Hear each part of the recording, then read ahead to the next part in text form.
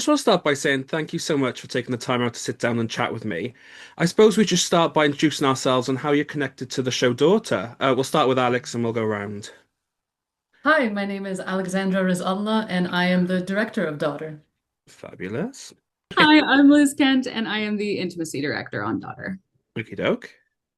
I am Cristiano Bonfinati, and I was the father in Daughter.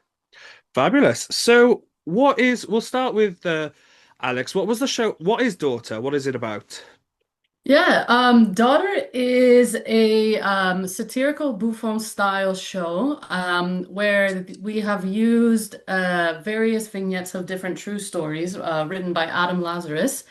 And he's kind of compiled this show and kind of slowly unravels and reveals toxic masculinity Hmm. to start off with something that's very engaging and very fun. And then slowly, as we peel back the layers of the father, we realize how his behavior is increasingly more horrific and it demands us to draw the line on where we feel is begins to be morally wrong against us, and it's a really visceral and really palpable show.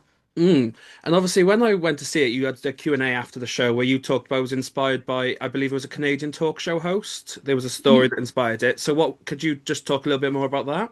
Yeah, and so the show was originally written back in 2016 when a Canadian talk show host during the Me Too movement was revealed that he was not the friendly guy we all thought he was, Mm. but he was very horrible, and it revealed that he was sexually assaulting people, and just as many different cases came out against him, and it really shook Canada as well as many things that were coming out across the globe Hmm. during the Me Too movement. And so Adam Lazarus and a group of amazing Canadian female artists came along to create what we know today as Daughter. And then it toured the world. It went to Edinburgh. It went to the Battersea Art Centre. And then after COVID, which stopped its tour, it kind of went into a bit of a bit of a cocoon Mm. until we took it out again back in 2025 of October for our first run, and then it was picked up again for the show that you saw at the Lion and Mm. Unicorn just a couple weeks ago. Oh, amazing. So, Cristiano, what drew you to the show? What made you want to get involved? Mainly, like we often joke with everyone involved that I did initially say yes without reading it. Um, It's but what Alex had told me about it was that it was she spoke of a bit of a challenging show, and she spoke of a Mm. one-man show, and I'd never done one before, Oh, wow. and so I was very interested by the sort of obstacles and opportunities that Mm. a show like that presents. And so I was very drawn by the idea and possibility of doing something that I'd not done before. And Mm. she had spoken about the Buffon style a little bit. She had talked a little bit about the type of morally gray character, and that's sort of where she stopped before I read the play. Mm. Um, and so I was very drawn to it Mm. by her description of it. And Mm. then I read it, and I was floored, Mm. and I Yeah. was just Yeah. more excited to try it. So, what about you, Liz? What drew you to this project? What made it exciting for you? Yeah, I love anything that is like pushing the boundary or Mm. like looking at the line and being like, is this too far? And I think that this is the most aggressive thing that I've ever worked on. Well, And I was really interested in that because I think that this is a good space to be bold and say it with your chest. And I liked what mm. it was doing and that it was making it satirical as well. Like I liked that lens of like instead of it being this story that is it is a story full of grief, but it's one that is not told through the lens that you'd expect, which I Mm. found really interesting about the play as well. Oh, fantastic. So, Alex, you mentioned the Buffon style. So, what is Buffon? Yeah, so Buffon is under the style of clowning, Hmm. and it's most famous by Jacques Lecoq. And so our writer Adam Lazarus has studied in France under this style, and it's a branch of of clowning that is not so just for entertainment and Mhm. fun, but it is to reveal something about the society and about who is watching. And so the very interesting thing about Daughter is that normally in the Buffon style, the character or the performer is dressed up in a very grotesque costume, and he looks nothing like the audience watching. But what Adam did this time was he said, let's strip that back and let's make the performer look exactly like the audience Hmm. watching. And instead of showing the grotesque on the outside, let's reveal the grotesque through the inside. Hmm. So how did that change then, sticking with Alex? How did that change the sort of direction of the show, the directing of it? Did that affect how you would stage it at all? Yeah, it was a big thing on the directing part because we had to be very delicate when Hmm. choosing how to approach this piece. And with Cristiano and with our team of Sasha and Liz, we had to be very delicate on making sure this man feels like a real person throughout Hmm. the whole play. And, you know, if we don't get the opening and the charisma right at the beginning, then maybe Hmm. we don't get the payoff of how horrifying it gets. And so it was really delicate on making sure that just kind of we're serving the text and serving this play so we don't let the character off the hook at any point, and Hmm. we just really reveal who this man is for exactly who he Yeah. is. Oh, fantastic. So, Liz, you mentioned in the introduction that you are the intimacy coordinator or director. So, what does that role entail normally? Yeah, so the intimacy director is a multifaceted job, but essentially it is creating a consent-based workplace Hmm. for your actors, but also for your crew, anybody who's involved in the production. And then the other piece of it is often choreography, especially when it comes to intimacy direction, which is for the stage. And so typically, this was also my first show where I had one actor Hmm. to work with most of the time. It's two actors, and it's figuring out what their boundaries are, how we can create some storytelling together, usually based in a two-person scene. Hmm. For this, it was a little bit different because we had one person. So it was still doing the same thing of like, where are your boundaries? What do you feel Hmm. comfortable trying and for how long? And then setting choreography for it so that it could make Cristiano feel as comfortable as possible, and because it's theater, to make sure it's repeatable each night. Hmm. Oh, fantastic. So, Christiane, you mentioned then you joined before fully understanding the show. So when you Yeah. first stepped into the rehearsal room and kind of were informed of the sort of things that you were going to be doing, what was that sort of rehearsal process like, and did that make it worse at all? Um, I don't think it made it worse. It was quite thrilling because Hmm. I was one of the first things I told Alex and Liz and Sasha as we headed into rehearsal is that I was a little nervous, and Hmm. I found it a little daunting as a task because I have played villains before, or people that were Hmm. threading that line or treading that line, and usually you can sort of blend in with the rest of the cast Hmm. and play with that dynamic with the rest of the people in the cast. But what we talked about was what happens when it's just you and they have to see you and you Hmm. have to be seen. And so I think that those sort of steps that Alex talked about when it came to doing everything we could to make sure that we showed the entirety Hmm. of his humanity while never shying away Hmm. from the bad and the ugly. I think we're vital and we're key. And with Hmm. like Liz's help in sort of structuring the moments that were more exposed or vulnerable, it made my job, I think, fairly easy, and it Hmm. made my job very like a very to be like it made my job a very thrilling ride all Hmm. throughout because I just had the freedom to play and to know that regardless of where I went with the script or what I would try, I would have a team of people that would support me and that would course correct Hmm. as we went. Hmm. And obviously, we talked about those sort of intimate and sort of intense actions or portrayals. So, what was it Yeah, like having to not only rehearse but then do them live, doing those more gripping scenes? What was that like on yeah. stage?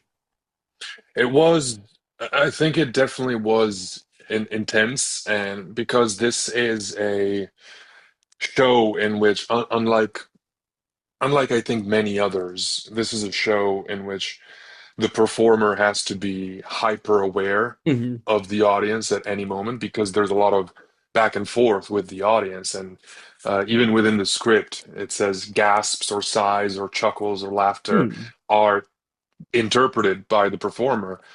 It made that hyper awareness, I think, made performing it and performing those moments uh, definitely a challenge because Hmm.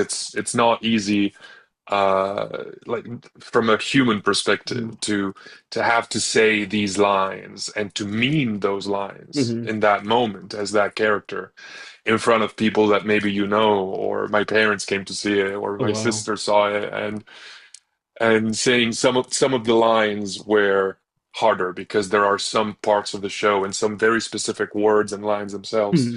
that always get a sort of reaction, Yeah. whether it's sort of like shielding oneself or looking away or cringing away. It Hmm. was like, especially when people I knew and cared about came to see it, Hmm. it always made it a little uh, a little more impactful. Yeah, totally. And so, Alex, with it being sort of written in the expected reactions, did you find that harder as directing to kind of elicit those reactions, or did those come kind of naturally as the show was building?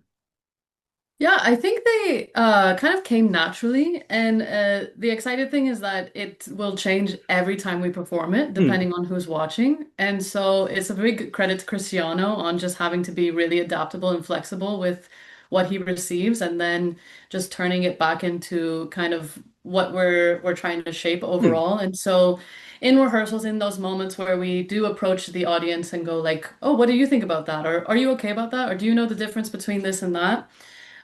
Me and Sasha, our movement and associate director, we would just kind of try and throw at Cristiano the most different, various Hmm. responses we could possibly Ah. think, and just play with him and see what he can do with them, and kind of juggle them and throw it back at us. And the overarching idea on this was that we kind of always wanted to make it feel that they're complicit in this. Hmm. So even if we didn't get a response to a question, then the father would turn it to be like, "Oh, we all don't know this. Okay, Yeah. we're all the same." Like, and so it made it feel like we are here together in Hmm. this problem versus being two different entities, like trying to join them as one in the Yeah. space. Oh, Yeah. fantastic. And obviously the show builds, as you said, to build that level of tolerance. So Hmm. there is a point, and I will say I experienced it sort of firsthand, where you kind of go, I am really uncomfortable. Like I am, this is not, oh, what's going on? This is not right. So Cristiano, how does that affect your performance, having to perform to an audience that is visibly and, tensing up and uncomfortable? Because that's obviously not normally what No, actors do. no, of course, yeah, yeah, yeah. I think it all depended on this particular type of show. Because normally you would adjust maybe in Hmm. favor of supporting and Yeah. comforting, but for this particular character, I think that we had to go all in. I think even in those moments Yeah. that were uncomfortable, the sort of idea was, what are we gonna do about it? Are you gonna do anything about it? Are you Hmm. gonna say anything to me? Are you gonna walk out? Are you gonna ask me to stop talking? Hmm. And when that doesn't happen, I just have to play him, right? I just have Yeah. to be him because I find, um, and we talked about it many times in the room, where if um, if I pulled back or if I followed the human Hmm. personal instinct of it's okay, this is gonna be fine, just the trying to comfort or trying to be nice, it would be a disservice to the Hmm. audience and for the story. So the way that it affected it, I think it just it added fuel, Hmm. probably. Totally. The beautiful thing I think about the show was that regardless of the emotional response, just the fact that there were emotional responses were always fuel to the fire. Hmm. Whatever reaction, whether it was anger or discomfort or sadness or hilarity, because like we had some runs in which we got giggles and laughs well into the part Mm. of the show that is a little more uncomfortable. Regardless of the emotional reaction, I think the gift that this play gives the performer is that everything can be used and Yeah. everything just builds what's coming next. Mm. And obviously, Liz, we talked about sort of that uncomfortability, but I know in the Q&A you also talked how the show has been pushed further and further and to make those scenes longer and longer. How do you sort of balance that sort of the pushing then with, because obviously normally it's making sure you want to make sure your audience is happy and comfortable, intimacy and coordinatory, if that's a word, wise. How do you sort of balance those two things? Yeah, I mean, I think so. In the first round to the second round, there were moments where he might be depicting something or just talking about something and how he was reacting to it that ended up changing for the second round just to make him a tiny bit worse. Mm-hmm. And I think what I noticed in this round is that while I was watching it, my like into the choreography part of my brain would be like, okay, that's enough. And then he would go on 1 second Mm-hmm. more. And that was also the intention. Part of that fits into the style. But that was the point, is that it's like I hit my limit Mm-hmm. and he has more capacity for violence or whatever it is to go just 1 second further. I think it is a tough thing for an audience to watch. I always Mm-hmm. say, read your content Yes, warnings, totally. because it's good to just like be able to know what you're stepping into. Mm. um, and this one sure had a lot of them, It- but mm. yeah, that it was intentional, but that was also very hard for a lot of audience members, and Mm. that was part of the reason that the talkback existed, was Mm. because I think we saw, especially in the first one, everybody was kind of just shocked at the Mhm. first talkback. And so we were like, let's actually talk at them a little bit longer in the beginning, Okay. let people's bodies like settle back down, regulate your nervous system, and then we could let them ask some Mm. questions too. And Oh, fantastic. Obviously, we mentioned there the sort of the change and how things have grown. So, Liz, how has the show changed in sort of the 10 years? Why do you think there's more of a need? Because we talked in that sort of talk back about how back then there was obviously Me Too, and now it's equally as bad, if not worse. So, how has that affected the show itself? Yeah, so we got this feedback from people who had seen the first round. So the only piece of set or props is a Mm. stool. Hmm. And in the first production, we heard from audience members and things that they actually never really touch the stool, that they don't use that as a prop. So Mm. something that we did in this production is that we use the stool a lot to be different things, either like he's using it as his chair, or he's using it as a sofa, or he's using that as a human body. Hmm. And it we let that like kind of be another character in a sense. Hmm. In terms of the script actually hasn't changed since that Okay. first round, but something that I do think is quite interesting about the script is that they are all vignettes that are true, that the team had compiled, um, and workshopped in different orders and different lengths. Like for a Mm. while, there were sections that were much longer, but they were losing people too fast, so they cut them down. So the script from that production back at Battersea Art Center and things like that, that script hasn't changed. Mhm. In terms of changes that we have made, it has been in the staging and things like that. Yeah. The use of the stool, and it's almost like also horrifying that it is still just as relevant. You Yeah. wouldn't know that this wasn't written last year. You Mm. wouldn't know that it wasn't written last month. Like it is Yeah. it is incredibly contemporary. So Hmm. So we are coming to the end of my questions, but I do have just a couple more. So where can people stay up to date with the show and you all individually? So if we start with Cristiano, where can people stay up to date with you? Social media, Hmm. at Cristiano Benfinati. Yeah, I post everything I do there. I am slowly but surely also catching up and updating my personal website, also Okay. cristianobenfinati.com. So everything will be there. Fabulous. Alex, where can people stay up to date with you and what you're doing? Yeah, also our generation, the social media would be Yes. the easiest way. Alexandra Riscala, and so my Instagram is alexandra.riz_. Nice. Liz? Also, social media. Mine is Liz Kent 921.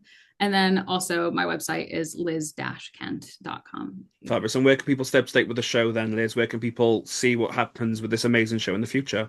We have an Instagram called daughter.theplay. I believe that is correct if I'm remembering. Yeah, Yes. great. And who knows, we've talked about maybe taking it over to Toronto. Is that Ooh. that's rumor. Don't Yeah, quote me on that. allegedly. But we have been personally talking about that because of Little Lion's connection and Alex's connection to Toronto. Oh, amazing. And my final question will go around again, but what advice do you have for sort of young creatives looking to do what you do? So we'll start with Cristiano again. What advice do you have for young people? Oh my goodness. I would say that can I curse? I don't know. Yeah, of course Is you it can. yeah. Yeah, yeah. I would say to say fuck it very Mm, often. To sort of when it comes to the arts and when it comes to theater, I think that barring safety, where there absolutely is a right way to do it and a wrong way to do it, hmm when it comes to the artistic part of things and the creative part of things, play and don't get stuck on a right answer or on the hmm search of a right answer. And again, just sorry for my No, language, it's but all right. fuck it, you know? Yeah, totally. I think saying fuck it is very liberating and Mm, it opens a lot of possibilities. mm. So, Alex, what advice do you have for young people looking to do what you do? Um, I would say just be in, like, what I found most useful for me is being in the spaces hmm and just talking to people who are doing it. So whether it's going to the theater, being at press nights, being in the spaces where people create hmm this work, and then just also what Cristiano's saying, just create it yourself. And you have to take these risks and put on shows and kind of build our portfolio so that we can Yeah. make this dream work. And so, yeah, just keep being in the spaces, keep knocking on the doors, sending emails. People want to help you if you're genuine, so ask them for it. Mm. And finally, Liz. Yeah, I think if you were interested in getting involved in intimacy specifically, like go take a class and figure out what you are interested in that field. hmm Like start watching TV and movies and be like, why do I like this? What about this is working for Mm. me? Intimacy covers a whole broad range of things. It's basically anything that leaves an actor hyperexposed. So you could have a niche and it could be pregnancy. Like there's Yeah. a whole wide world out there if you want to get involved, and there's lots of classes to take. And then similar thing, just like have the audacity, ask to be in rooms that you're like, I'm not qualified to be here, because you will most likely be welcomed in. Mm. If they're good people, you're going to be welcomed in, and everybody wants other people to succeed when you're in the right place. Totally. So I started by saying it, but I'll end the same way. Thank you so much for taking the time out to sit down and chat with me. Obviously, I'll put the links in the comments below so people can read the review and stay up to date with all of you guys. Obviously, I really enjoyed the show and it was fantastic and it was very powerful. So if anyone has a chance to go see it, I strongly recommend. But I shall speak to you all soon and the best of luck. Thank you. Amazing. Thank you so much, Rhys.